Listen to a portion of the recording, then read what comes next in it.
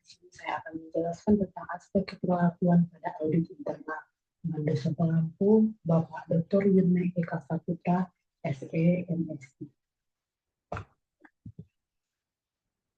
Langsung sebagai pada materi yang pertama yaitu motivasi audit internal. Yang pertama ada kebutuhan menjadi bagian dari organisasi, lalu ada menghormati diri sendiri dan orang lain.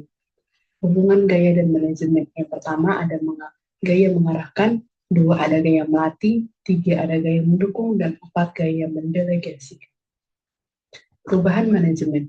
Auditor internal seharusnya mencoba untuk bertindak sebagai seorang penasehat dan bukan sebagai seorang pengambil kebijakan, guna mengurangi konfrontasi dan sifat statis. Auditor internal seharusnya meyakinkan bahwa perubahan adalah evolusi dan bukan revolusi. Perubahan seharusnya dipandang sebagai perbaikan suatu operasi yang sebenarnya tidak salah. Audit hanya membantu membuat operasi tersebut menjadi lebih efisien dan efektif. Walaupun pada saat sekarang operasi tersebut tidak rusak atau cacat, tetapi operasi tersebut akan dapat diperbaiki lebih jauh lagi dengan bantuan pihak yang diaudit. Pandangan yang demikian menjadi penting untuk diperhatikan, sebab cara pandang tersebut akan mampu menjadi motivator untuk melakukan kegiatan-kegiatan perbaikan secara berlanjut di lingkungan organisasi yang berubah secara stimulus. Lalu ada pengelolaan konflik. Dalam hal perubahan, konflik adalah suatu karakteristik yang kerap kali terjadi pada proses audit.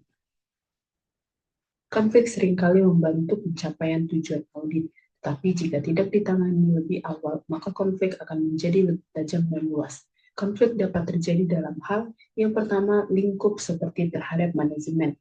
Lalu yang kedua, tujuan sebagaimana terhadap auditor eksternal. 3, tanggung jawab seperti layanan manajemen. Dan yang terakhir, nilai dominasi atau persepsi terhadap peran audit dari kacamata pihak yang diaudit. Masalah dan hubungan. Selanjutnya ada masalah dan hubungan. Brink dan White tahun 1982 mempunyai daftar konsep yang akan membantu untuk memperlakukan orang dengan yang lebih baik. Konsep-konsep tersebut merupakan perilaku langsung dan kemungkinan dapat dimanfaatkan untuk semua hubungan singkat perusahaan. Konsep-konsep tersebut yang meliputi, yang pertama ada ingat bahwa terdapat variasi umum dalam kemampuan dan sifat-sifat dasar individu. Yang kedua, pengaruh terbesar terhadap perasaan-perasaan dan emosi seharusnya tidak dipertimbangkan. Yang ketiga, keragaman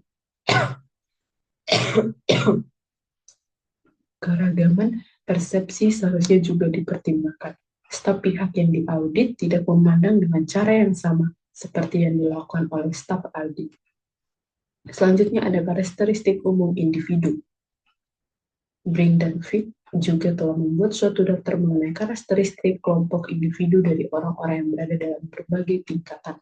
Auditor seharusnya mempertimbangkan hal tersebut karena hal itu berpengaruh terhadap kepribadian, sikap, dan aktivitas. Pengetahuan dan pertimbangan atas perbedaan ini dapat membantu untuk memastikan hubungan yang lebih harmonis. Lalu ada komunikasi secara efektif. Komunikasi terdiri di atas wawancara, musyawarah, laporan lisan, dan laporan tertulis. Perintah seorang auditor dengan menggunakan komunikasi yang efektif merupakan cara yang positif untuk menciptakan lingkungan yang harmonis dalam menjalankan audit. Lalu selanjutnya ada menghadapi banyak oposisi. Suatu tindak indikasi yang menunjukkan kurang pentingnya audit. Manajemen pun dari pihak yang diaudit menolak untuk berpartisipasi dalam pertemuan untuk mempertimbangkan isi laporan. Selanjutnya, pihak yang diaudit bertindak dalam suatu gaya konfrontasional. Misalnya saja catatan-catatan tidak tersedia. Lalu, pihak yang diaudit menolak untuk pengambilan berbagai tindakan selama atau setelah audit, dan operasi terus dijalankan seperti sebelumnya.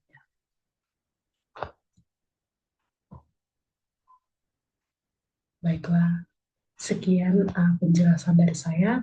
Lebih dan kurang saya mohon maaf. Terima kasih.